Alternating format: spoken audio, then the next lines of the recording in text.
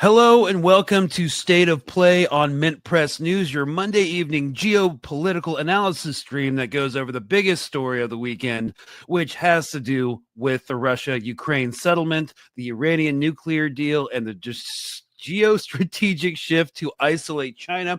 We are trying to grow the platform over here, and a lot of people over the past year started following this show due to Palestine reporting, and honestly, the Ukraine war gets a lot less engagement, but I encourage you to stick around since all these wars, though, I don't believe the military action in Gaza is a war, are connected by belligerent unilateral U.S. foreign policies and the system that they represent. Capitalism, maximizing shareholder profits, protecting the U.S. and Israeli defense and high-tech industries, which we mobilize against our own citizens, isolating Russia into a second-rate power, and establishing hegemony over our biggest rival, China. It's all connected, man, and it really is. And this is going to be kind of more of an expansive episode that takes in a lot of these different issues because they're all, in my opinion, as I've expressed over the past year and change that I've been doing this show, that they're all connected and all equally relevant. All these adventures basically won't work too. But Lord help us, we're still going to try. That's why we want to discuss the Russia-Ukraine in the context also of West Asia, because the more of these projects that fail, the more likely it is that Iran won't be bombed and Palestine might actually have a shot. So anyways, to really help us get in the weeds, we are joined by my colleague from across the pond, in London, Elina Xenophontos, international law and globalization specialist. She has worked as a researcher in international and EU policy throughout the EU, with special focus on financial and corporate crime. Much of her work is centered on geopolitical analysis of policy and the economic underpinnings of EU economic foreign policy objectives.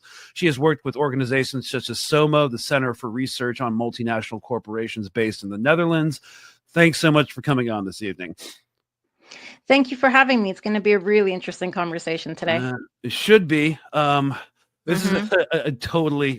I'm just going to do a quick headlines because this is technically a news show. So we do want to talk about a couple things before we jump into the main segment, which is the Russia-Ukraine settlement, followed by probably a shorter segment on the progress made on a potential Iranian nuclear deal, whether or not you trust the process. They are moving to a fourth rounds of talks. Hopefully that they'll become direct eventually, but more on that at the second half of the episode. So some blurbs for your consideration. Haaretz leading headline for today. Trump signals progress towards Iran deal, leaving Israel on the sidelines as Trump indicates he is headed towards the deal with Iran. Israel is paralyzed by its diplomatic failures, political infighting, and a government increasingly indifferent to the fate of the hostages in Gaza.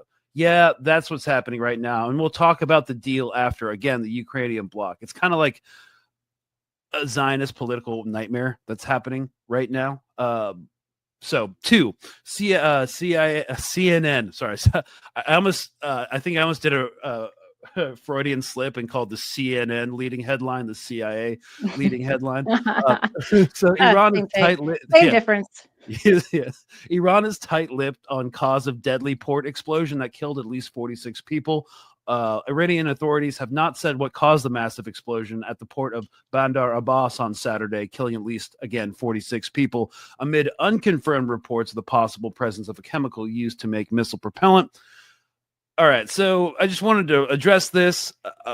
I follow a lot of social media accounts, and I don't really want to talk about this. Everyone in our media space is shouting that this is the Beirut port bombing 2.0, for which Israel is generally thought to be responsible.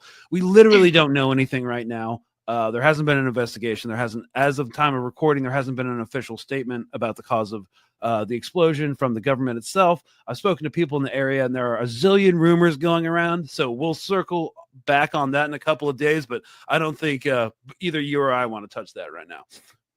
Yeah, there's nowhere near enough evidence for us to make any sort of sound analysis at the moment. Although, yeah, I get the conspiracy theories at the moment, but I feel if we want to have a conversation of substance, probably just leave it for now. Yeah. See what the events will teach us, or what they shall unravel, so to speak. And our third little blurb that we have to address real quick, and speaking of conspiracy theories, Pakistan defense minister says military incursion by India is imminent. said on Monday a military incursion by neighboring India was imminent in the aftermath of a deadly militant attack on tourists in Kashmir last week, as tensions rise between the two nuclear-armed nations. Again, social media spaces are like, it's a Modi false flag. And of course, like, I wouldn't put it past Modi to do anything. But again, no evidence right now. So the attack killed at least 26 people and triggered outrage in Hindu-majority India, along with calls for actions against Muslim-majority in Pakistan. I lived in South India for a while. I've noticed the rise of extreme jingoism from certain MPs and civilians within the country. And so, yeah, I kind of agree with this headline from Reuters. India accuses Pakistan of backing militancy in Kashmir, a region both claim to have fought two wars over. I lived there for a while, as I said, studied the partition pretty exhaustively. I guess I can make the contention that I'm better informed on this than like many Western commentators. I don't know. You can be the judge of that. But like my take is neither India's increasingly fascist Islamophobic government and Pakistan's military regime are really in a position for any such misadventures. But with the growing U.S. and China crisis and the history of U.S. and Pakistani warmongering allyship, you never know if the current chief of the army of India is also trying to start something like Musharraf did, the Pakistani general who kicked off the Kargil border war in 1999. We talked about this briefly before we started recording. I think it's a nothing burger. It's going to be some like saber rattling as usual, and they'll go back to funding militancy in both Kashmir and Balochistan through the use of proxies. Yeah, I would agree with you. I think people are always very quick to say, oh, well, because these are two nuclear powerful countries, that automatically this means some sort of nuclear war. Absolutely not. I think for both countries that are volatile situations right now, and also considering the global phenomenon that are occurring globally economically, it would be economic suicide for both of them at this particular point to actually engage in a full-out war, when it's actually an opportune moment for Pakistan and an opportune moment for India as well going forward in terms of like their relations with both BRICS and the West. So I don't see this escalating beyond that, but it's just more of posturing at this point. It's just posturing. I don't think it's going to escalate to the degree that people assume it will. Right. And again, you made the point about two nuclear powers. They've had both limited conflicts after they were nuclearized, and it didn't really turn out to be anything. There were very limited conflicts, and hopefully the principle of mutually assured destruction will continue to prevail. Hopefully, some people have thought that it kind of serves as a template, just like the Russian Sino border conflict during the USSR, kind of serves as a template for like limited conflicts between nuclear powers that don't end in absolute annihilation. But anyways, I don't think it's even going to get to that point. So we're just going to move on. I just would like to make the point that I know that some more hardline Indian generals and their upper echelon of command are looking at Gaza and being like, can we do this in Kashmir? Or like looking at the West Bank and being like, can we do this in Kashmir? So that's fun. Anyways, all right, let's get into our first segment on Ukraine by watching some liberal media, far more sympathetic to the Ukrainian cause than, say, Fox News. I always like to watch it. The central issue in the public sphere of the negotiations on the issue of Crimea, essentially annexed by Russia after the overthrow of Ukrainian President Yanukovych in 2014. That's a whole complicated process in history. It's complicated. It's also just the tip of the iceberg of these negotiations, which are looking more and more like a Gordian knot. If you're not familiar with like Greek folklore, there's this knot that no one could untie. So Alexander the Great had to cut it with his sword. Slice it up. Had to slice it up. I think Trump thought he could come in like Alexander the Great and just slash the Gordian knot, be like, I told him I want it done in a week. And it turns out that was a good little impression there. Yeah. It turns out he wasn't the sword that could do that. But anyways, we wanted to talk about all the roadblocks that are part of these negotiations, the overriding complexity, because even like news and media reporting, like breaking points, which I listen to all the time and I love all the work that they do, but they don't really, because they're more of a news show. This is more of like an analysis show. We want to go a little bit more in depth, that other people don't really have time to do. So we're going to begin, and we're going to go through this step by step. And I guess just because I enjoy this, I've been told I'm on the spectrum, but who knows? Okay, let's start with the CBS Morning News reporting from earlier today. Right now, President Donald Trump is urging Russian President Vladimir Putin to, quote, stop shooting and sign a deal to end the war in Ukraine. This comes after President Trump and the Ukrainian president had a surprise meeting ahead of Pope Francis's funeral at the Vatican. The White House said it was a very productive discussion. CBS News correspondent Natalie Brand brings us more on this from the White House this morning. Natalie, good morning to you. This is Trump and Zelensky's first face-to-face meeting since that infamous Oval Office blow-up. So, didn't wear a suit, didn't say thank you. What's new? Yeah, good morning, Errol. And President Trump described this meeting as nice and beautiful. The setting, of course, was the Vatican. But he also acknowledged that these ongoing negotiations are very complicated. He says Ukraine has a tough road ahead. Now, Volodymyr Zelensky, for his part, posted about this meeting on social media, calling it symbolic. He also said he's hoping for results on everything we covered, including protecting lives for Ukraine's people, full and unconditional ceasefire, reliable and lasting peace that will prevent another war from breaking out. Now, President Trump, returning to the White House yesterday, was asked by reporters about his relationship with Ukraine's president in light of that Oval Office clash we saw weeks ago. Here's what he had to say on that front. We had a little dispute because I disagreed with something he said, and the cameras were rolling, and that was okay with me. But we had a dispute. But look, he's in a tough situation. Very tough situation. He's been fighting a much bigger force. Now, as for Russia, President Trump was asked if he can trust President Putin. He said ask him in about 2 weeks. But again, he's expressed disappointment with Russia for these ongoing strikes during these ceasefire negotiations on social media over the weekend. He said there is no reason for Putin to be shooting missiles into civilian areas, cities and towns. It makes me think he doesn't want to stop the war. He says that he wants Putin to stop shooting, sit down, and sign a deal, Errol. And Natalie, we know that Russian occupation of Crimea is... This is the main point in the negotiations right now, at least, again, in the public sphere. There's a lot of other stuff going on in the background, but this is now the new focus of public attention with regards to this issue. One, if not the major sticking point. Russian Foreign Minister Sergei Lavrov discussed that on Face the Nation this weekend. And we should note this clip was recorded before Trump's meeting with Zelensky. Let's just quickly listen to that. President Trump said Crimea is not even being discussed right now. Yes, because this is a done deal. You mean Russia occupies and controls and will not negotiate the future of Crimea? Is that what you're saying? Russia do not negotiate its own territory. So where do things stand with Crimea, considering that? Yeah, President Trump was also asked about Crimea on Sunday, and he said he doesn't know how it can be brought up given that this happened more than a decade ago. It was 2014 when Crimea was seized by Russia. So those remarks really echo what he said. Yeah, I mean, Trump's whole position seems, and real quick before I get your whole take on this, is kind of like, just look at the realities on the ground. You're probably going to have to give up territory. And then we've got exclusives from the AP, Associated Press, coming out last night. Shocked by U.S. peace proposal, Ukrainians say they will not accept any formal surrender of Crimea.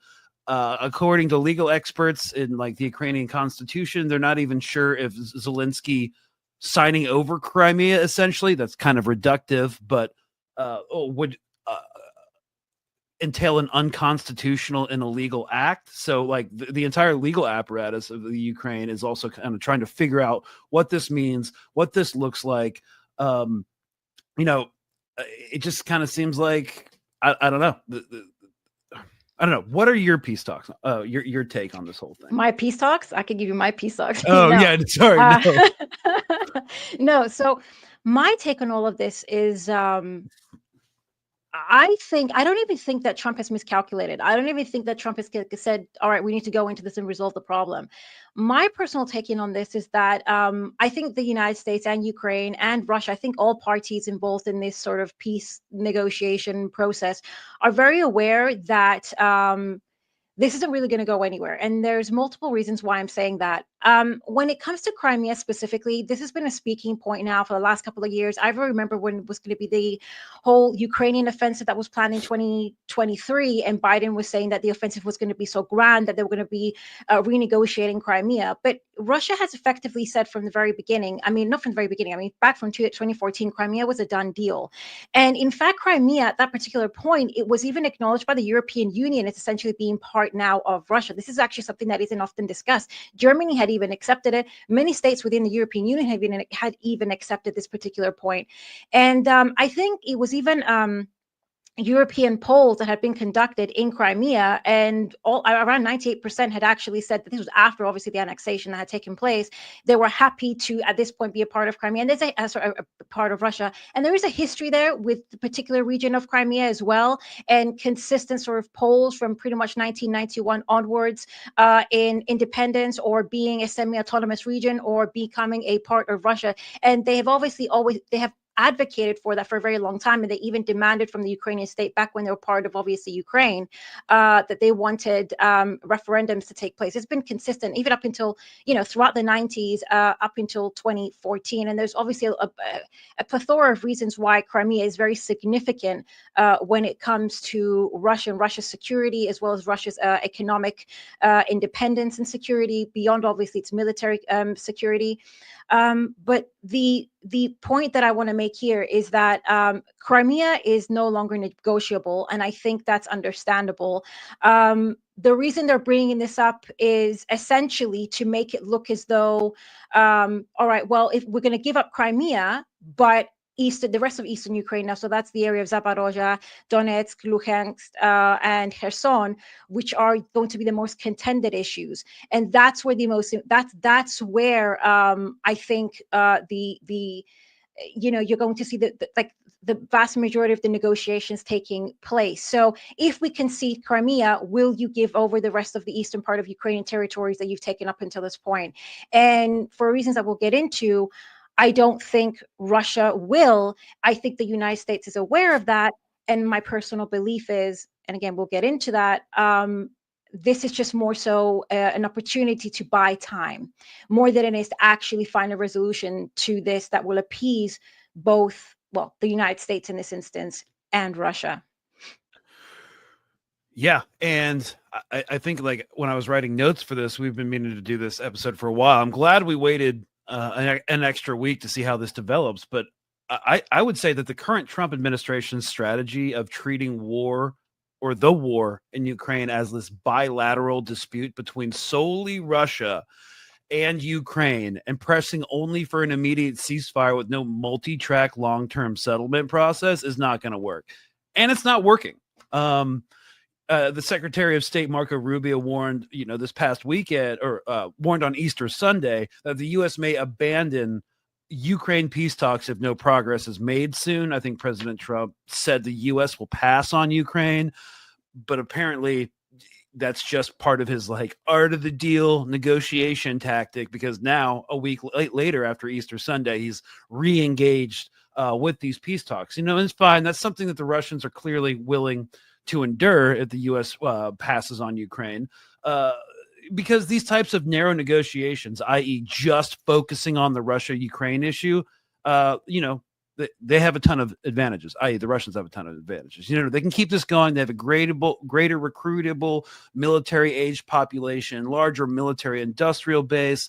The U.S. and Europe lack the capacity to master the industrial and manpower gap without direct military intervention, which isn't going to happen as things stand geopolitically. So if the Trump officials, both America first and neocon alike, want to walk away, so what? It won't change what's happening on the ground. And Washington, I think, and the current administration need to recognize that Moscow's security concerns extend far beyond the Ukrainian border to the ever-increasing threat posed by NATO expansionism since 1952, with a more substantial expansion after the fall of the Berlin Wall and the dissolution of the Warsaw Pact.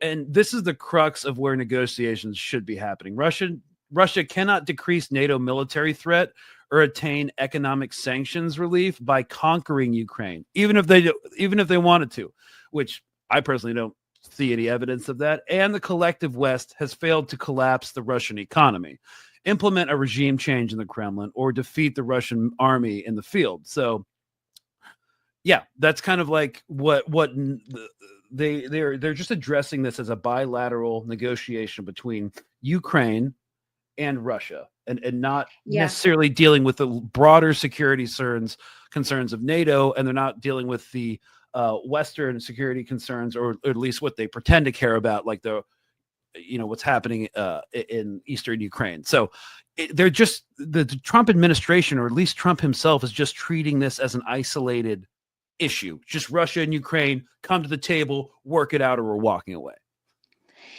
Right. So this is what I was actually going to bring up, that point with Marco Rubio as well, because the way they're presenting it, the way Marco Rubio said, all right, we're giving it, this is going to be, I don't know, what did he say? Something along the lines of, we're going to discuss this for, I don't know, if a solution isn't found in the next few days or something like that. Or he said like a couple weeks.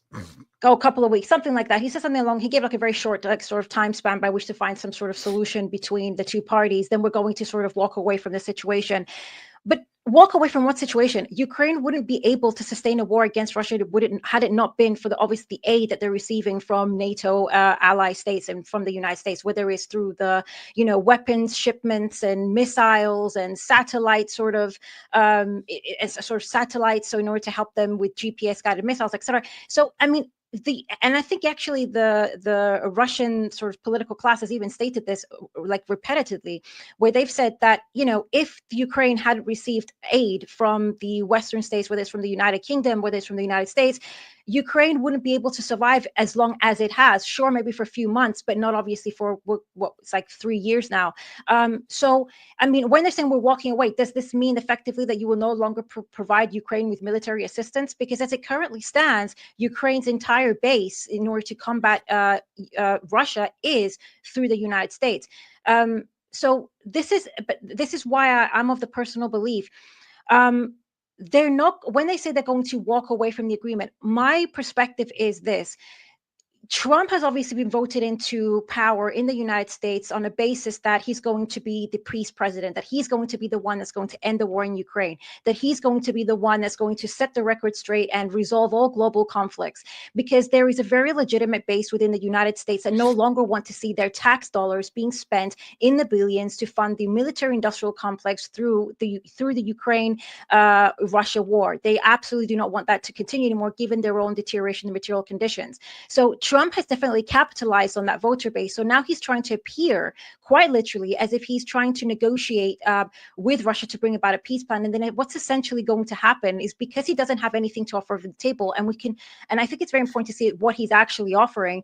When obviously the negotiations will fail to deliver, he will then ultimately blame Russia quite extensively by saying that they were not willing to negotiate in good faith, and then probably find the means by which to justify the continuation rather of the war, the war against Russia, or the Russia-Ukraine war. And because, like I said, it will be the U.S. military or the U.S. state that will continue to fund, or if it's not them, it will be Europe. But that's the thing, like you said, the Western military-industrial capacity has significantly deteriorated, but the EU more so than even the United States.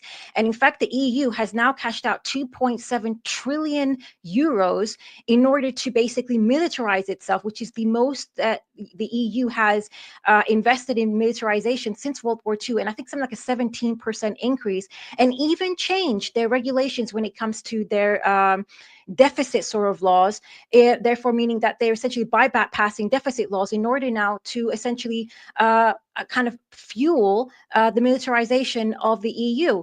And this is coming, by the way, at the expense of welfare for, Europeans within the European Union. So yeah, a slashing of social program. Yeah, but this is going to take time. It's not going to be possible. So if Marco Rubio really means, okay, well, we're going to walk away from the situation, does that mean you're going to actually walk away? Does that mean that you're actually going to stop providing Ukraine with the kind of military infrastructure that it needs to combat Russia? I don't think so. So I do believe that we're going to see a continuation of this. And like, I just want to say one last thing before you say something, because when we look at the as well, what was Trump's offer to begin with? Trump's offer to begin with was freeze the conflict. And essentially put in, I think, sort of like create a buffer zone by which, UN peacekeeping forces will be placed in Ukraine, which is also significant if they actually do want to perform mineral extractions in Ukraine in the first place, because you do need to provide some sort of security for investors to actually invest in Ukrainian extraction of minerals if the United States really wants to sort of extract that.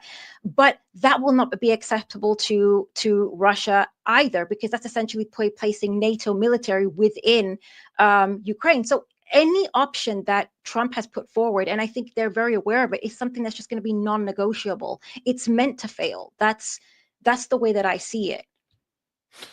Meant to, yeah, perhaps. I just think it's kind of like U.S. foreign policy is not so much realpolitik. It's ideology. It's heavily ideological based, more so than other governments we look at. Whether it's meant to fail or going to fail, I think the performative effect is the same. I do anticipate seeing arms continue to flow to Ukraine. Maybe they'll try to hush it up a little bit. Maybe there'll be like less HIMARS and attack them, long range missiles, and more like defensive weaponry to, I don't know, allow them to continue negotiations with Russia while still putting up some sort of military pressure. But with regards to negotiations in Washington, is at least saying publicly end it or we're out. And I don't believe, again, like you, that's really on the table. And with the mineral rights issue, they're saying we want mineral rights because we've pumped so much money into this war. We deserve something in return, kind of like a sunk cost fallacy adjacent argument. And this is not the point to focus on, because the Ukrainians believe that those deposits are theirs, but now they're mostly in Russian controlled territory. And Russia lacks the logistics currently to extract them and deliver them to end user markets.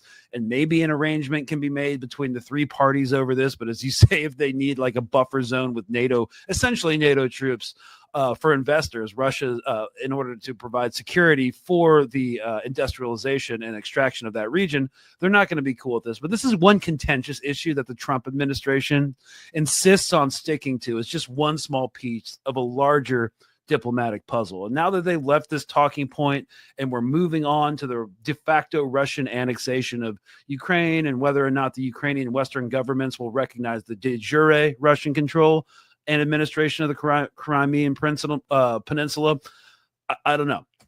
I just feel like the search for a stable and lasting peace settlement to end the Ukraine war must also be founded on a recognition of certain inescapable realities, which I do credit the Trump administration for being like, hey, you're probably not going to get this territory back.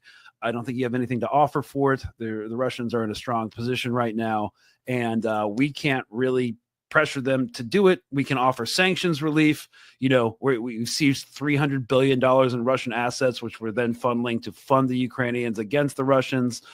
We have that leverage, but also failed to collapse the economy, failed to institute regime change in the Kremlin. So I guess, I don't know. It just doesn't seem like Ukraine will not abandon its desire to be part of the West socially, culturally, and economically, and Russia will not accept any settlement that allows Ukraine to become part of the West militarily. All right. So I wanted to bring up 2 points because I agree with what you're saying, and I'm going to tie it all together. Just bear with me. So the cool. 1 point, no. So basically, we also saw this week, was a couple of days ago now, I think, not this week, a couple of days ago, there was also a killing of a Russian military commander in Russia, which I don't know if you saw. This is like the second time they killed like a high profile sort of Russian general in Russian territory, like within mainland Russia. And obviously this was most likely, as we've seen them before, executed by Ukrainian intelligence. And something that's always worth noting is that, as we remember in the New York Times article that was published last year after interviewing over 200 U.S. officials or members of the intelligence apparatus in in the United States, it was we know for a fact that U.S. intelligence and Ukrainian intelligence have very strong ties. And in that article, I think it was Budanov, which is like what the chief directorate of intelligence of the Ukrainian sort of state. He in that article, it's outlined how he has very deep ties with the CIA, and he's also the one that has disclosed back in 2023 of intelligence operations inside Russia. So it's very interesting to see that the United States is apparently trying to enter negotiations in good faith with Russia to try to resolve this issue, but yet their intelligence apparatus, which works with the Ukrainian intelligence, has just committed had killed one of their official high-ranking generals within Russian territory. So that's telling in of itself as to whether there is an actual intention to reach some sort of negotiation. And the other aspect beyond Crimea, and like I said before, is has to do with the rest of the territories that now Russia de jure controls, and that is like the areas of Zaporozhye, Luhansk, Donetsk, and Kherson. And these are also very significant territories. And I think something that a lot of people are not discussing is the fact that these are the industrial sort of powerhouse. It's the industrial powerhouse of Ukraine. But this is the thing, the eastern part of Ukraine historically, and I think it's important to understand things from a historical context, it was part of Russia, and it was provided to Ukraine when Lenin had given it over to Ukraine in order to industrialize the country, because that's part of the process of creating an industrial capacity that you can then socialize, right?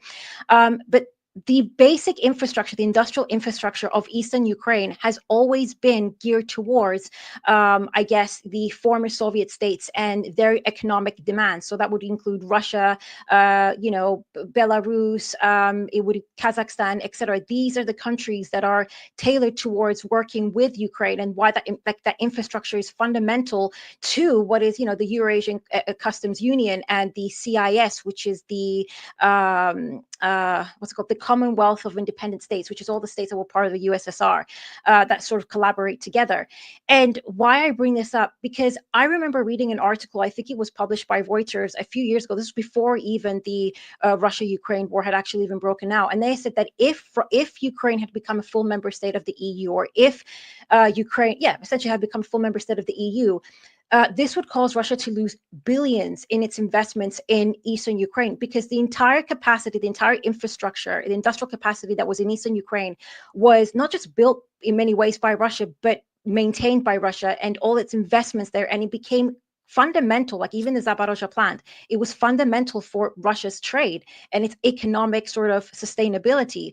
And this is something that's often missed. It's the same reasons why, for example, the Black Sea is also important to Russia, not just because of its military fleet that's there, but also because the Black Sea is one of the all year round warm water ports that Russia can use for international trade. So if you can basically take over the Black Sea and control Eastern Ukraine, you have significant ability to economically cripple Russia in many ways, which is why another reason why it will not be easy at this stage to get Russia to concede at this point, to even essentially give away the territories it has gained in Eastern Ukraine. And that's, I think, something that a lot of people do not discuss enough. It's mostly focused on NATO and obviously the threat that NATO is to Russia militarily, and obviously its need to surround Russia militarily. But there's also another aspect here, and that's the economic factor. Yeah. People talk about NATO expansionism and be like, Russia also is acting like any other state in its own best interests. And yeah, great power politics dictates that they're going to try to hang on to this no matter what. And so another thing that's happening as a result of this, and we've talked about this multiple times, is about Washington also does not like the increasing and unprecedented security relationship between like Russia, China, Iran, mostly, again, in my estimation, due to U.S. belligerence as a collapsing unipolar power.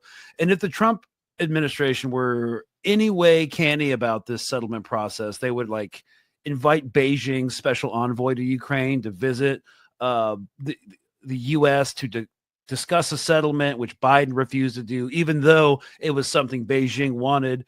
and this would kind of like pressure the Russian government a little bit. It's just a small lever. For example, offering China a role in a post-settlement reconstruction scheme in Ukraine is just one example of a political and economic mechanism that is outside of NATO or Eurocentric peacekeeping solutions. There's also the possibility, and this is more of like a neoliberal take, a conscientious neoliberal take, like put forward by like the Quincy Institute, I think generally as in terms of think tanks go. Meanwhile, a couple of position papers mapped out this idea of like potentially in order to allay Russian security concerns about ethnically Russian people in the eastern Ukraine, which were demonstrably being persecuted by Ukrainian nationalists prior to the opening of hostilities a couple years ago, would be to take NATO membership for Ukraine permanently off the table, and maybe start a EU ascension process where if Ukraine wants to be part of the West, like culturally and socially, by EU membership, they would have to accede to certain like human rights, population across the board standards, protections, etc., so that couldn't happen. That's just kind of like one solution I've seen that these more centrist think tanks, like non-hawkish think tanks, have been putting forward. What do you think about that? I mean, there's two things. So the one thing, let's discuss first. I will discuss China first, and then the EU, obviously inducting Ukraine into the EU.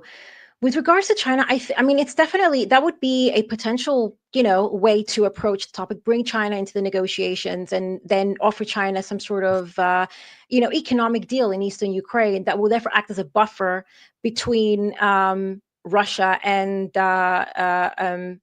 Ukraine, but also in the West in many ways. But the problem with that is, I mean, the United States has a direct conflict of interest. Like they have direct conflict with China because China is an uprising superpower, but also a major competitor. And a lot of what we're seeing when it comes to U.S. foreign policy, irrespective of who's in power, what party is in power, is the desire to obviously break, the multipolarity that's currently unraveling with China in the leading position. They want to sustain global hegemony. And so by providing China with that degree of power, you're directly going to be contradicting the objectives that you have, which is total unipolar control. You don't want to give China that control. You don't want Russia to essentially come out on the other side as a not only having essentially kind of got what they wanted out of Ukraine, but also more powerful, and now with closer relations with China and with BRICS continuing to exist in a harmonious way, because that's the greatest threat right now to, I guess, the Western imperialism, Western corporations, and their need to be driven, which is rather the entire basis of Western capitalism is their need for constant profit maximization. And so this is, any sort of competition that will deter and obstruct their ability to sustain their profit margins will not be tolerated. And in order to obstruct that, you need to destroy China, you need to destroy Russia and Iran, which you can get into at a different point. So that would be giving China a huge leverage over the United States if they did something like that. I mean, you can, before I get into the EU, if you want to say something. I just have to say, for not saying that I trust Marco Rubio as far as I can throw him, because I don't, just for the sake of like journalistic, I guess, fairness and integrity. There have been multiple interviews that he has done over the past year, even before he was confirmed as Secretary of State, where he talks about the moment of unipolarity is unavoidable. And that's why he's kind of pushed for this Monroe Doctrine 2.0, like getting out of geopolitical conflicts and focusing more on the hegemony over the American continent, more so than anything. That's where kind of this idea that, where we talk about Panama, where we talk about Greenland, where we talk about having a increasing relationship between the United States and Bukele, the world's coolest dictator in El Salvador. So I do see a genuine push for more engagement within the American continent, and maybe, I don't know if you believe him or not, a withdrawal from all of these kind of bonfires that we're starting around the world. I mean, Trump definitely does want a Nobel Prize. Yeah, but that's the thing. I mean, All right. So if you lose control over, I don't know, say Western Asia, you lose control over Eastern Europe, you lose control over Asia as a whole, rather, and you've just focused on just the Americas, and you've got the rise essentially of BRICS. You're essentially going to be losing your ability to, I mean, you have to understand the United States, unfortunately, is not, driven by its political class or even like the political parties. It's driven by corporate interests, and that's where we have to understand, like the ability to sustain profits within within an environment where direct competition is now going to take place in the form of BRICS and China. Even if BRICS and China were supposed to, be contained within, I guess, the African continent and Asia. That would automatically diminish these corporations' ability to sustain themselves in the same way that they currently are. They will be significantly weakened, because you need to be able to consistently find new mediums by which to exploit and extract in order to preserve, I guess, your profit margins. Otherwise, that will begin to fall. I mean, this is one of, like I said, I think I've mentioned it before on, one of the other programs that we've had together. Within standard economics, even within classical economics, there is a tendency for the rate of profit to fall within competition, unless you change the kind of system that you kind of function within.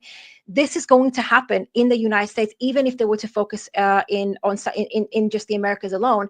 But furthermore, I mean, if China grows significantly, if BRICS grows significantly, and Iran becomes more powerful, and Russia becomes more powerful, and they begin to industrialize, and the BRIs actually continue to grow in a way that begins to industrialize countries even within the African continent.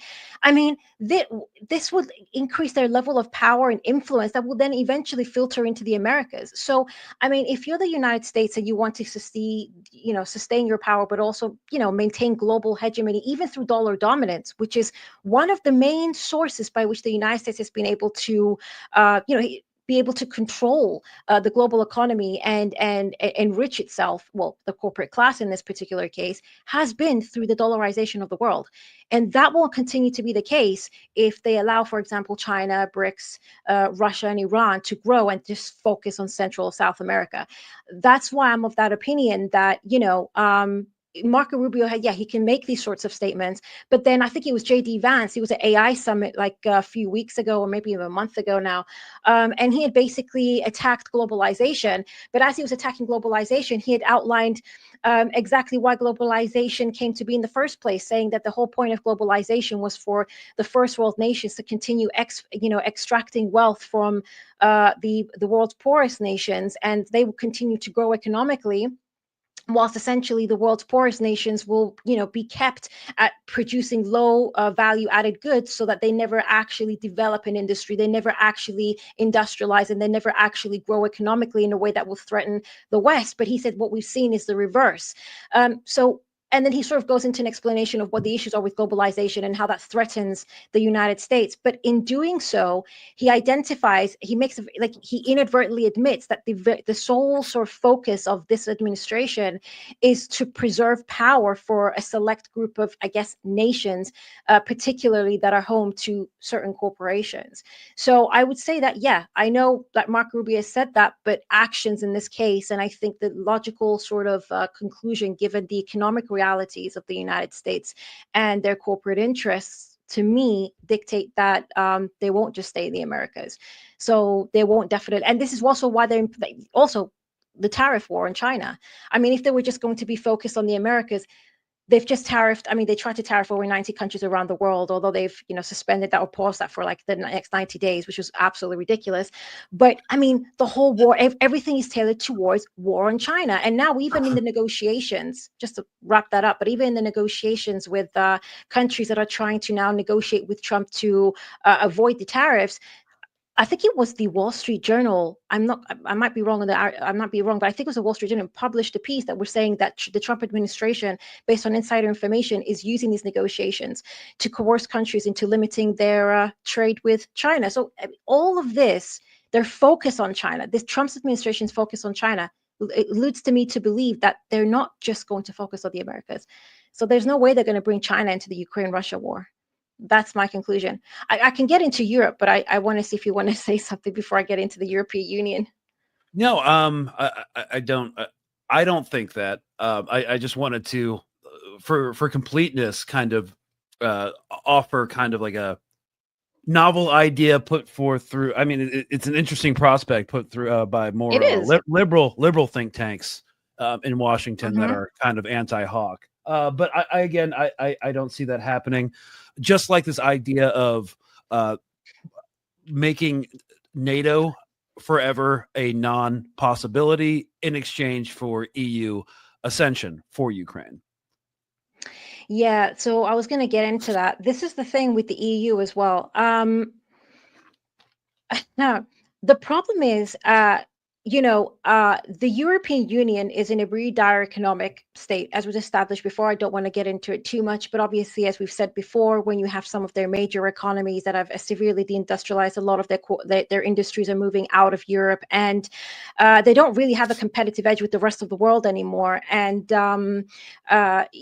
it's a lot of their money's been flushed out into warfare, left, right, and center, and we're seeing severe cuts in the welfare throughout the European Union.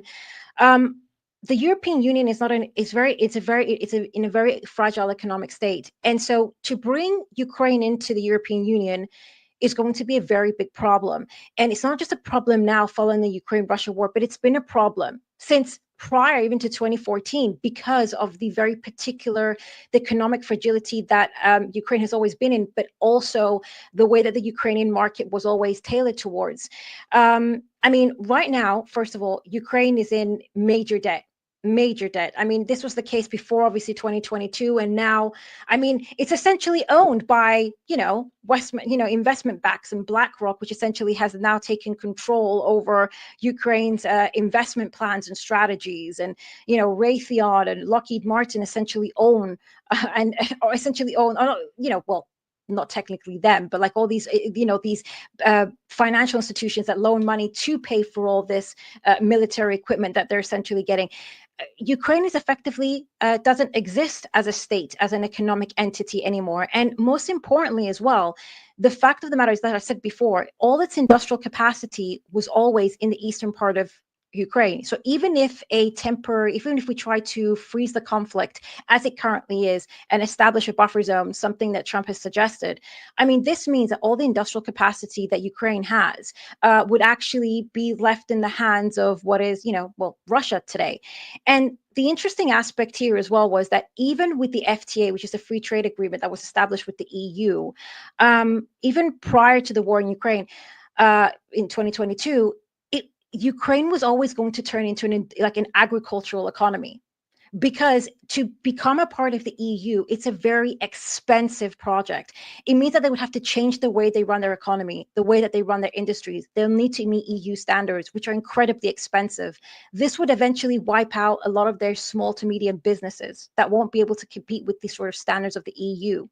And there was a report published, and I think I sent it to you before, by the TNI, which is a Transnational Institute. It's a think tank, which I actually quite like, based in I think it's in Amsterdam, the Netherlands. And they had actually done it in conjunction with the Rosa Luxemburg Institute based in Belgium, and I think the Labor and Research Institute based in Kiev, actually in Ukraine.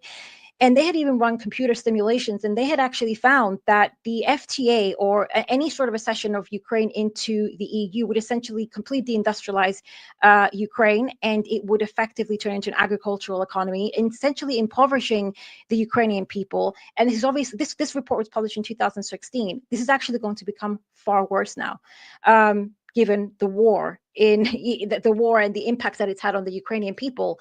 And this is going to be terrible for the entirety of the EU, because now you're bringing in a country that is economically destroyed. A lot of European industries are probably going to try, not a lot of, but there's going to be European industries are going to try to exploit Ukraine's cheap labor at this point, because obviously there's also going to be the difference in currency. They're going to obviously move into Ukraine to exploit the cheap labor. This is obviously going to affect the labor markets in join the EU, it would also mean that Ukrainians will be able to move into the EU freely now. So a lot of Ukrainians will probably take the opportunity, if they become part of the EU, to enter into the EU markets, and you're seeing the rise of the far right in the EU, who already have a major issue with the Russia-Ukraine war and the impact that it's had, and all the Ukrainian refugees, but also the refugees that are coming now from the Levant region because of the, of everything that's going on there. So, tensions are high. People's material conditions are deteriorating. Any more, have Ukraine join the EU at any particular point will flood the market with, the labor army reserve, which is going to essentially just completely destroy the material conditions of the European working class. It will exploit the Ukrainian working class even more so. And, ultimately, the whole thing will just create, it would just erupt. The European Union basically, what I'm concluding with is they cannot have the Ukraine become part of the EU. That is out of the question. So the idea that they'll become part of the EU as a prophylactic measure for NATO, I don't see that happening either, because the EU can't afford that.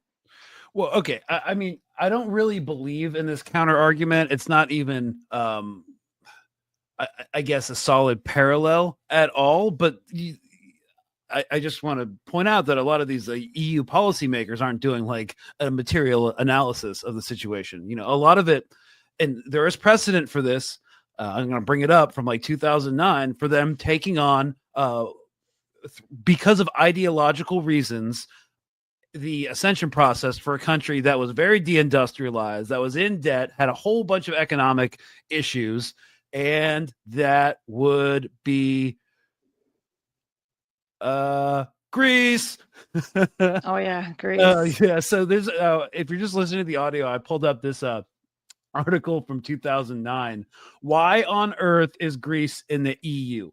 Reverence for the ancient Greeks led to the modern crisis. And if you go through this article, it's an absolutely pretty damning piece about all these Greece's EU and IMF emergency creditors, the politicians trying to get Greece implemented into the EU. It's basically all ideological. It was such a horrendous process, but they still went through it, and it didn't make any sense.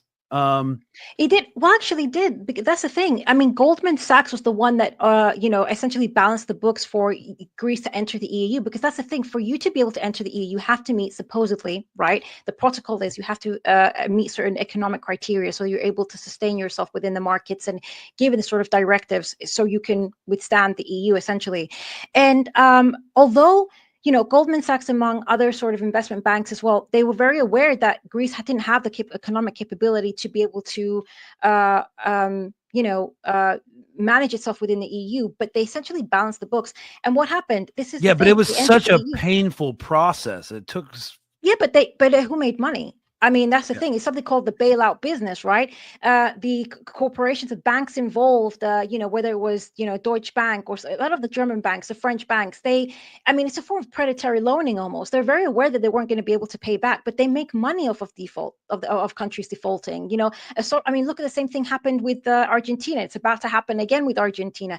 They love it when countries go into default. I mean, the political class in Greece, for example, they're corrupt. They made significant gains out of it, but the working class suffered austerity as a result of that. And in the meantime, every major bailout that Greece had, all three bailouts, 98% of the bailouts with the money that was given to them essentially went to German and French banks. They lent money to Greece in the first place. They allowed Greece to become part of the EU, knowing that they weren't going to be able to manage, and then they made money off of it. It was a massive scam. I mean, it's what we call the bailout business. That's what it was. Right. I think there was a term for that. The same thing with Ukraine. I think the conditions with Ukraine are different. And again, I don't think this is kind of like a really tidy counter argument. I just wanted to put it forward that they could do a similar thing for Ukraine in a post-war settlement. Yeah, they could, but they could at least try. I mean, my argument would be they did this before with Spain. They did it with Greece. They did it with Cyprus, and we saw the impacts that had on the European Union because it's collapsing under its own contradictions. And that was at a point where the European Union was at its peak. let's say. It was at the point when it was stronger. Now, following 3 years of war, economic warfare against Russia, and how that essentially boomeranged back onto its own economies, and how it's completely deindustrializing and its economies are collapsing, I don't think they have that kind of capacity anymore to even try that with Ukraine. Because, like I said, I mean, this is why you have the rise of the far right in Europe at the moment. Because, like I said, people are losing their jobs. I mean, bankruptcies have skyrocketed in a lot of, particularly in Germany, but in a lot of countries within the European Union. So, people are, they're suffering, and they're trying to find someone to blame. They're obviously blaming the refugees, and now induct Ukraine into the European Union. And this automatically, Europeans know this means that Ukrainians will be able to flood the EU markets. That will be unacceptable. It'll be a very hard selling point. It would be a very hard selling point to get Europeans. I can't see Ursula von der Leyen getting up and say, we're going to bring Ukraine as it currently is with all its debt crisis. And the fact, I think actually by May, I was reading an article the other day, Ukraine's already going to start defaulting on all its loans. So this is not a country you're going to bring into the EU. It's just not sustainable. And this is with, the European Union is no longer at the position that it was a decade or more ago. Right. So what we're basically looking at, and before I get to my final point about denazification as a negotiation sticking point, would be, yes, China's not going to get involved, or we doubt seriously that the U.S. will involve China in the negotiations as an alternative non-NATO, non-UN peacekeeping force mechanism for peace and stability and investment in eastern Ukraine. I believe it's going to end as a frozen conflict. I don't like to make predictions, especially with this administration. But again, circling back, it's a Gordian knot, and Trump is not the sword to cut through it. Okay, everyone, my internet crapped out briefly. Hopefully it doesn't happen again. I was making a point about, before going into denazification, which basically talked about how the Trump administration's approach to all of this Gordian knot of a negotiation situation between Russia and Ukraine, and all of the backers and all the political country, or all the countries involved and what's going on, their bilateral approach to only viewing this as Russia and Ukraine, and without taking any other realities into account, and just saying end it, is not really going to work, and we're not going to see it. I think we're still going to see a frozen conflict. However, there are interesting signs coming out. And before we move on to Iran, what do you make of this? Hang on. Where we go. Okay. Final piece of news breaking from yesterday, or from this morning, actually. Putin announces May 8th to 10th ceasefire. Ukraine wants truce now. This is by Reuters, coming out an hour before time of recording, April 28th, Monday. So yes, President Putin said that they want a ceasefire to commemorate VE Day, Victory in Europe, against the Allies, against the Germans and Italians in World War II.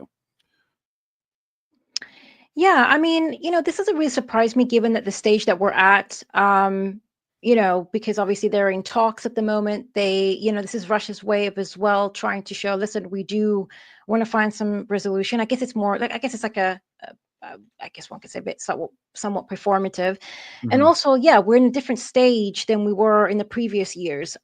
So this would make sense. And yeah, I mean, the May 9th parade in Russia it's a very big holiday. It's the great win over, it's the great patriotic war. So it would make sense at this particular stage for, I guess, in my opinion, for Russia to actually say, right, we're going to issue a temporary ceasefire. We also saw them do the same thing for Easter Sunday, which was like the first time I think they'd done that. I might be wrong there, but yeah, I guess it's Russia's way. It could be PR, call it what you want to call it, but you're trying to show that they are willing to make some sort of peaceful resolution. Yeah. And I will put out there that during the 30-hour Easter ceasefire, there is pretty compelling evidence that it was broken on different parts of the front line by both forces. So, yeah. So I guess cool. Good to go. Anyways, this isn't really going to be any sort of game changer. Finally, the point about what I wrote in the notes before last week, I wanted to say that I wanted to. Oh my God, allergies here in Austin. I wanted to discuss, for the sake of completeness, the problematic term. I think it's kind of problematic. Denazify, used by the Russian public officials. It's not really defined. And of course, you did some more digging and you think it is kind of. And from the perspective of great power politics, this seems intentional. Denazification is an important sticking point that Russian hardliners equate to regime change in Kiev, which seems unlikely in the extreme, from my perspective, and intolerable to the West. I wonder then, therefore, if we may in the future see a political solution, again, involving EU ascension for denazification, essentially. But of course, that's probably not going to work. Now, your term, after you did some digging, what do you believe from the Russian position, even the hardline position, that denazification actually entails? Because they've said it was a really important part of these negotiations in the past. Yeah. So it all sort of boils back to, I guess, the 2014 Euromaidan sort of protests and how what sort of came to become of those. The fact of the matter is that even by even according to Western reports, whether it's Amnesty International that has published letters on this, or even Human Rights Watch, even the Council of Europe report in 2019 when it comes to Ukraine, the one thing that we do know, and like I said, multiple Western reports have verified this, is that there have been, since 2014 onwards, there has been a sort of not just a rise in neo-Nazi movements in Ukraine. They've been there prior, but they have been encouraged to participate and have been given particular positions of power within not just the Ukrainian political class, but particularly within its defense apparatus. And it's become incredibly dangerous. It's not that all Ukrainians are far right, neo-Nazis, not at all, but it's more so how these organizations, for example, we all know of the now infamous Azov battalion and how it has been incorporated into Ukrainian military, but there's another at least 30 to 40 neo-Nazi groups, such as the C-14, for example, which back in 2015 and 2016, the former president, which was Poroshenko, had actually given C-14 the right to become, the city municipal guards, essentially to restore law and order in cities such as Kiev, for example, and they were harassing and intimidating the Ukrainian public. I had also, there was actually a really great article that I did send to you that was published, I think, back in 2018 by Josh Cohen. He had published it on multiple different media outlets, and he had sort of gone into a very deep dive and explanation as to how even the Ukrainian government is essentially held hostage by a lot of these far-right militias because they have acquired this particular power. Even, for example, the time the main opposition leader, which is Avakov, I think his name was, he had very close ties to Andrei Biletsky, who was like one of the primary leaders of these far-right sort of movements. And, Avakov, he was also essentially, I think, the defense minister. He's also the minister that was in charge of the policing in the United States, or in Ukraine. Poroshenko at the time was even intimidated out of, holding a lot of these organizations accountable for crimes that were committing. They were attacking Roma peoples, they were attacking ethnic Russians, they were attacking members of the LGBTQ community, which is why Amnesty International also issued sort of letters to Poroshenko at the time. Yeah, the Human Rights Watch that documented that. They were, and they were openly, like C-14 was openly stating that, yes, we're the ones that are attacking the Roma communities, for example. And I think it was a Ukrainian media outlet at the time that had actually called them far-right neo-Nazis. And they had actually, C-14 had taken them to court, and the Ukrainian High Court had ruled against the Ukrainian outlet that called them neo-Nazis because they were being held hostage. And I think this is where the problem lies, that a lot of these far-right groups have become very prominent within Ukraine. And this began to happen because when the 2014 invasion happened, or rather the annexation of Crimea had happened, the Ukrainian military was in a very poor state, like an incredibly poor state.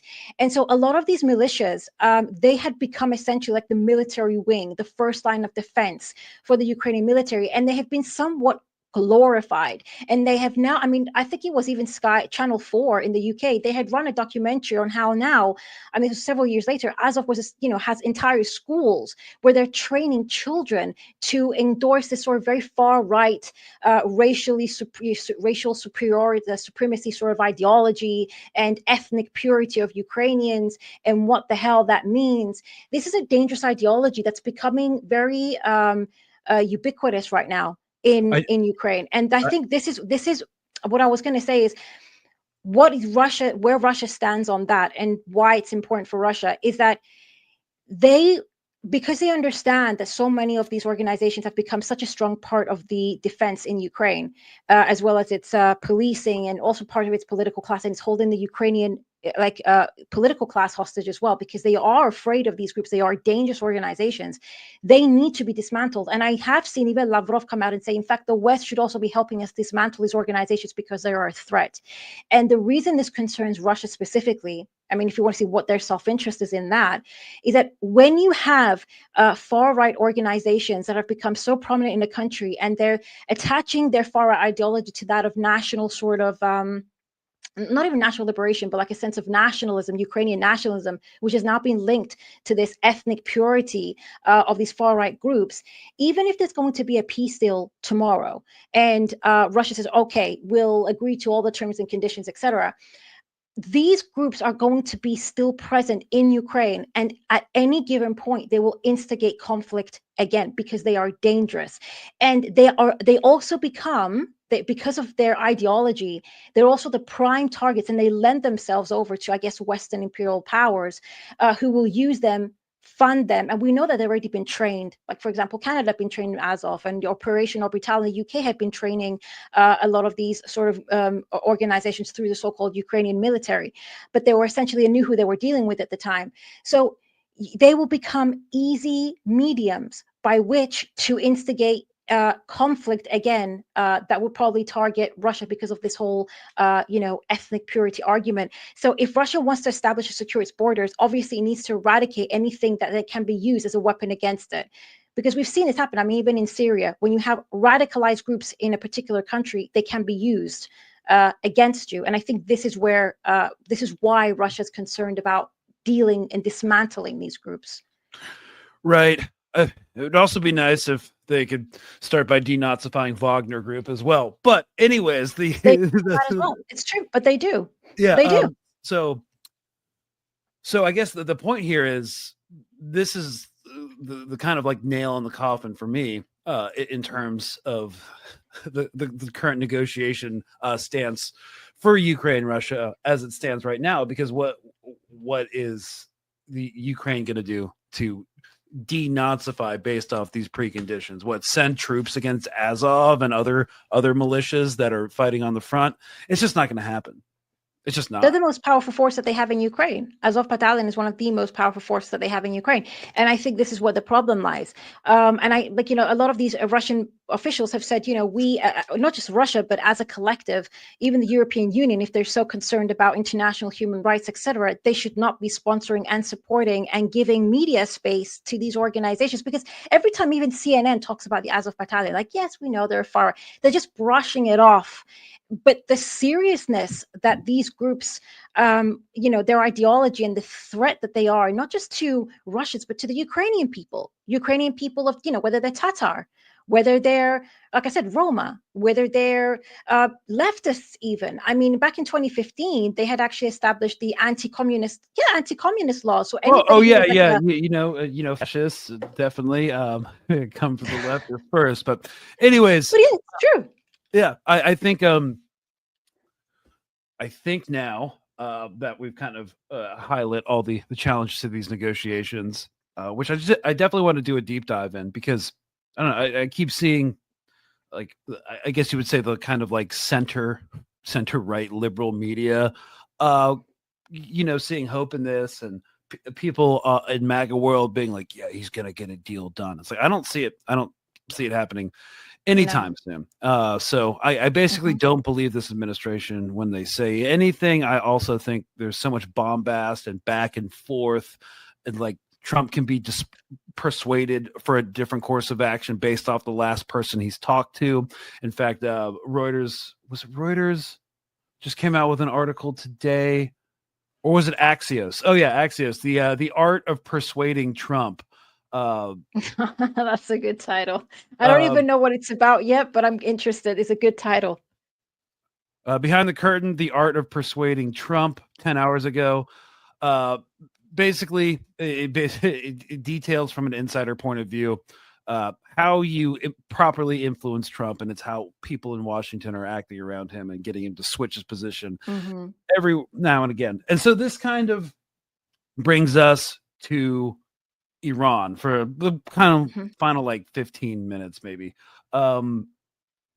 Yeah. So basically the thrust is nuclear deal. U.S., and this is again from Axios, U.S. says further progress was made in third round of nuclear talks by Iran. The U.S. and Iran concluded on Saturday the third round of nuclear talks, agreed to meet again on May 3rd, said Omani Foreign Minister Badr al-Busaidi, who is mediating between the parties. Again, let's highlight here, these are still indirect talks done through Oman, the Omani government, because they both have equitable relations, both with the United States and Iran. The United States currently does not have any formal relations, diplomatic relations with the Iranian government.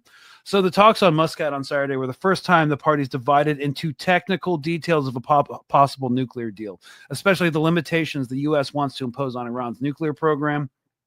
So basically, they're just building trust and rapport through this new diplomatic relationship they're trying to cultivate in order to get these talks through.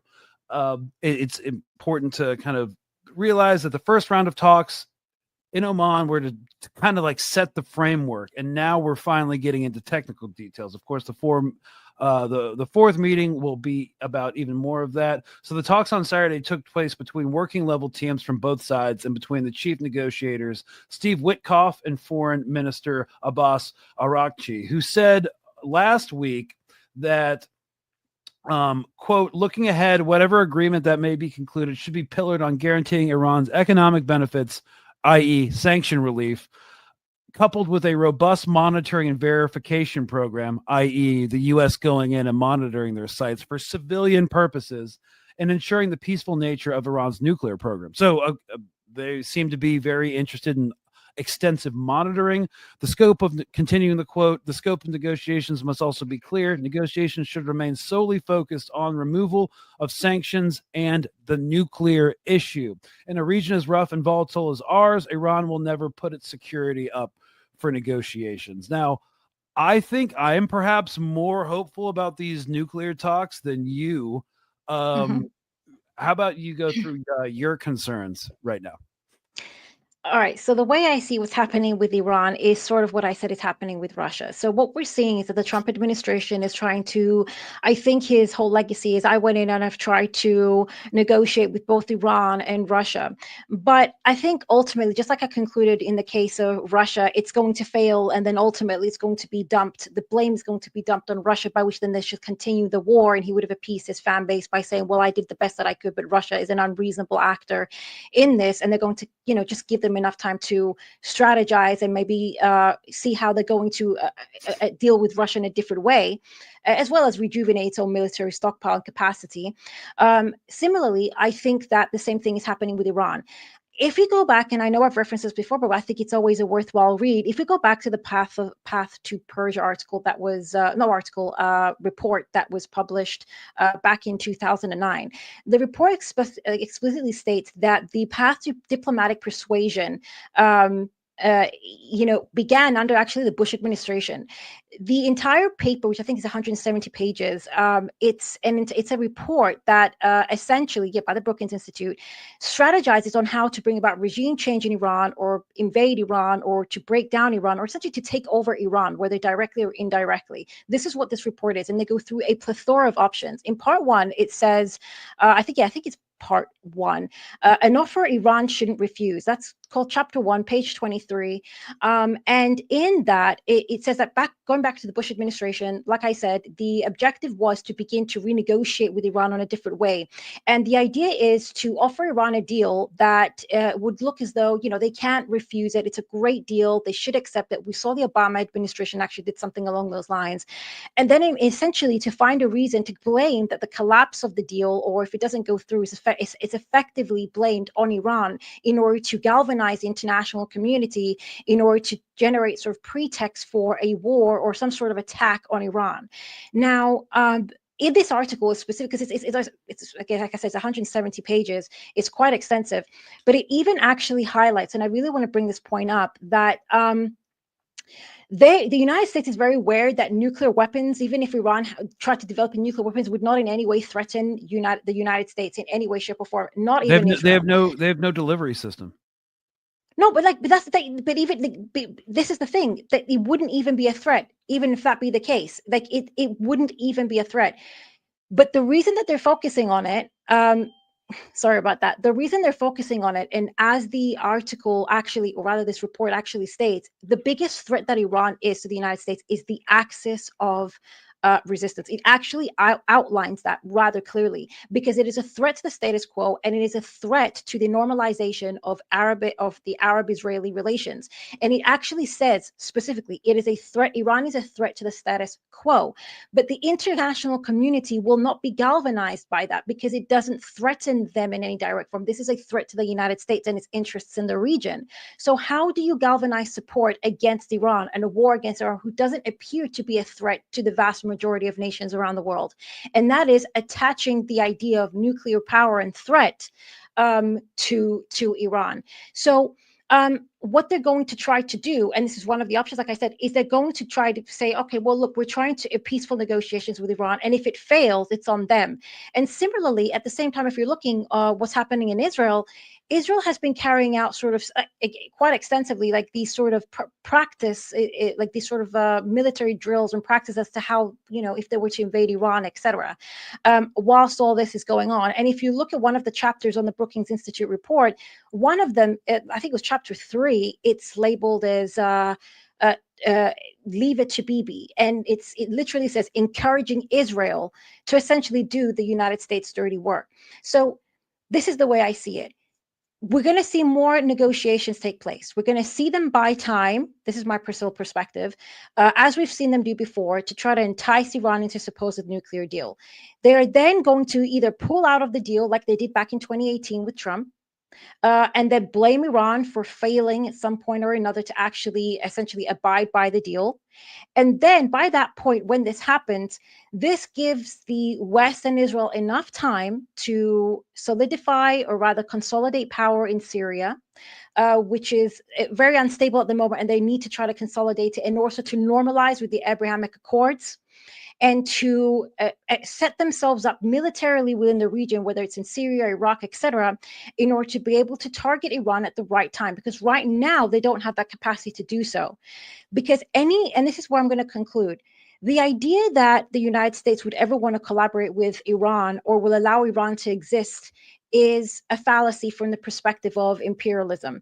Because as we saw, I think he was the foreign minister of Iran. He was recently in China. He's actually keeping China up to date with the talks. This is how significant China is to Iran.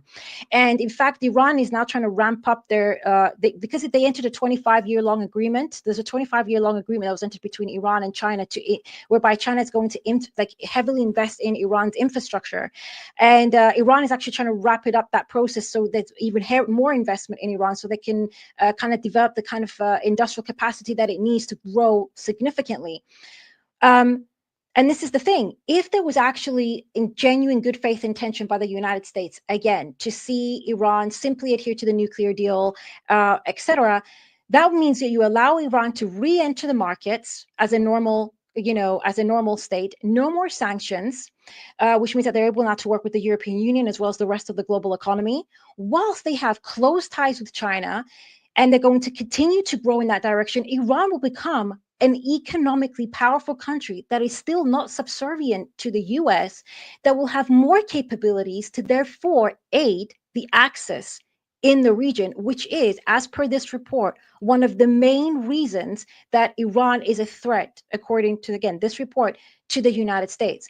And not just that, it also means that you're emboldening and giving, emboldening BRICS, which is, and the BRI, which Iran is a central part of, which is the greatest threat that you, as the United States, have to global hegemony. So my personal belief is that they won't allow for that to happen. There's a plethora of reasons why you need to see the current state of Iran that is completely, I guess, a resistant state in a way to Western imperialism. You would need to see them essentially, either you want to see regime change or the complete subordination of Iran.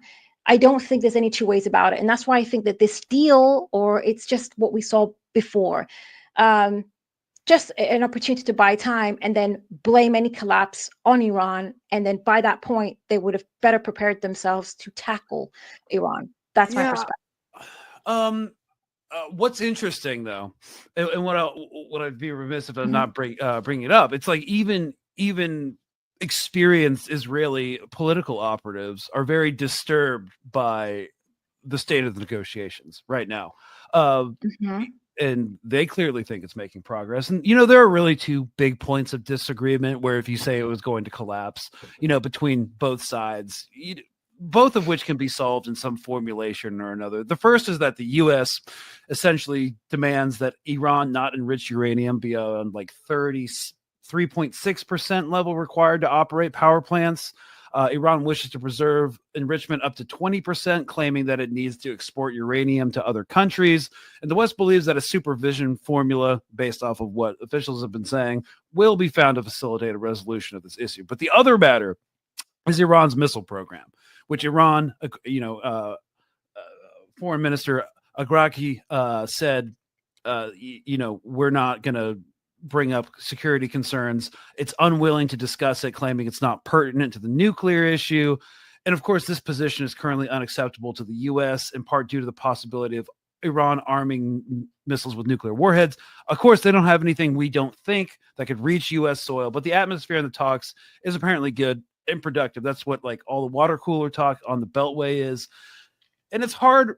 It's worth mentioning that Israel, for the first time, is out of the loop in the negotiations room. And this is the Trump administration, and different rules apply. Like, I often look, because U.S. foreign policy doesn't really change, but there is some stark differences between the Bush, Obama, and administration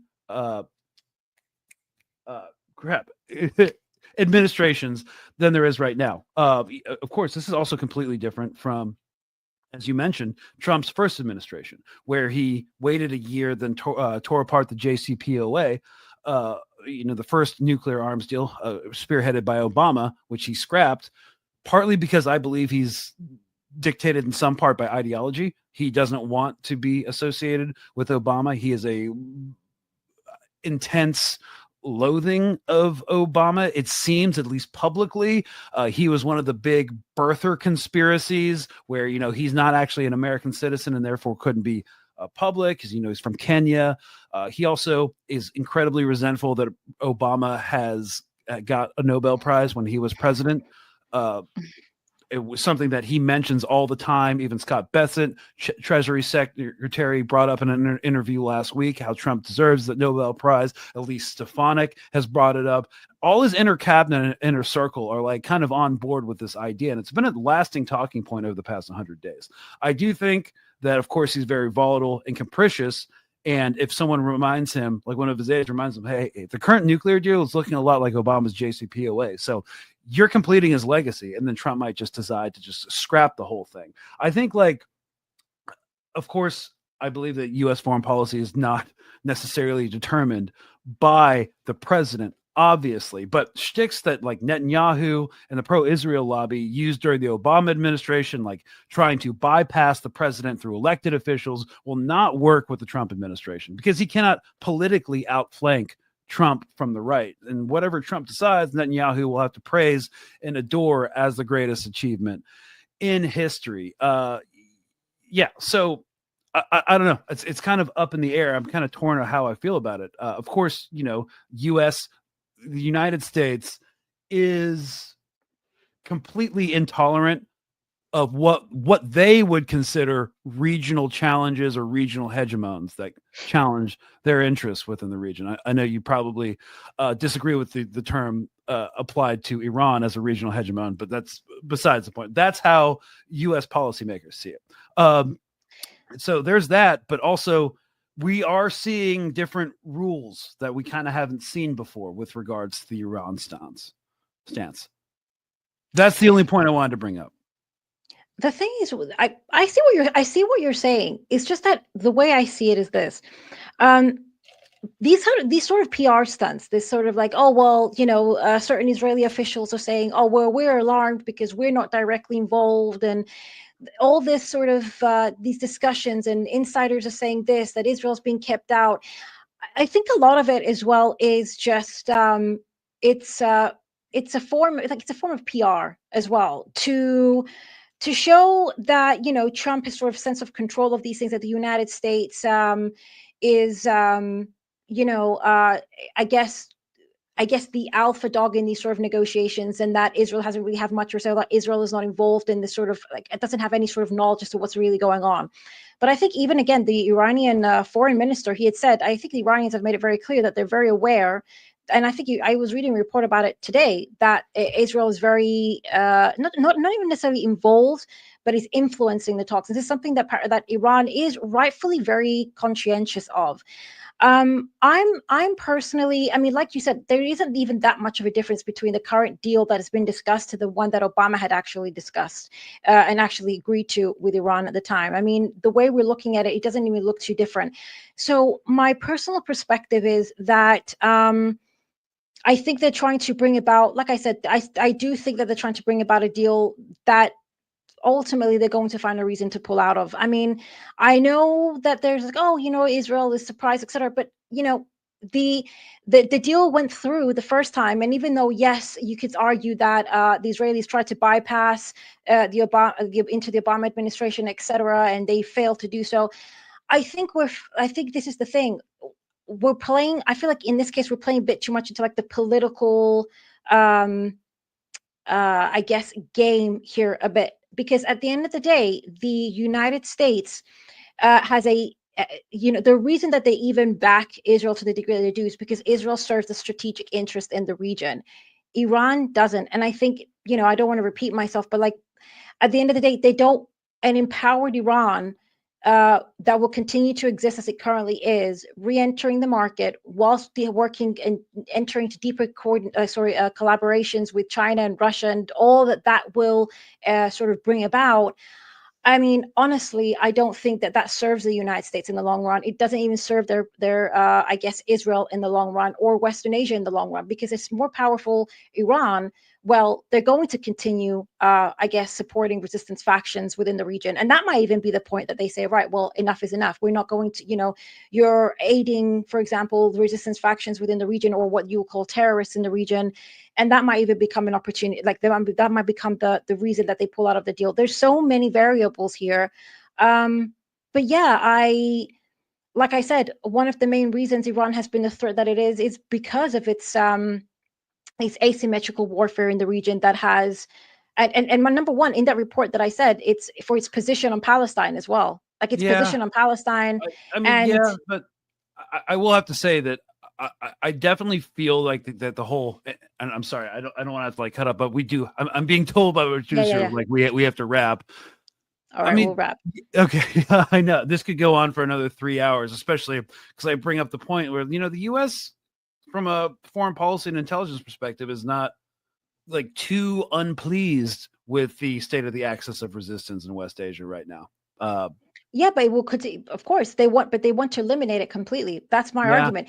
If you give it time, it will grow again. I don't think that they. I mean, yes, there is some hope that they can do that in Lebanon by politically and financially and socially isolating Hezbollah. We'll see if that's even possible.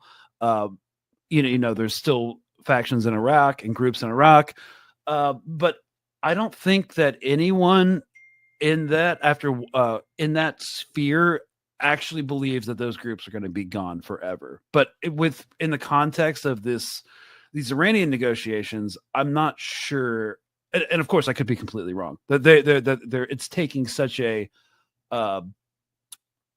central place in getting this done. But we'll see. Like, hopefully it works out. Hopefully we end wars and do all that.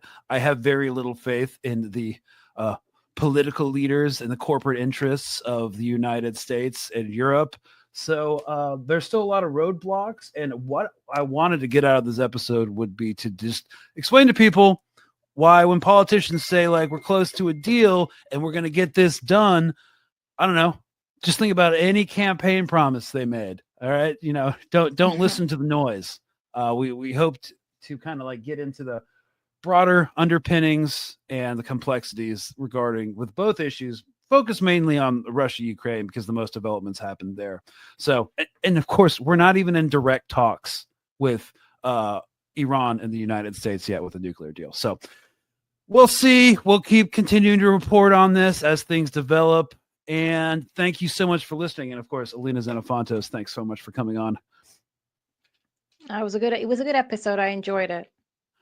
All right, y'all. Well, that has been the bracing discussion about all the developments that happened with regards to these things over the weekend. And of course, we might be doing an India-Pakistan episode, but I honestly believe it's going to blow over. Could be wrong. But anyways, be looking out for that. And thanks so much for watching. Y'all have a good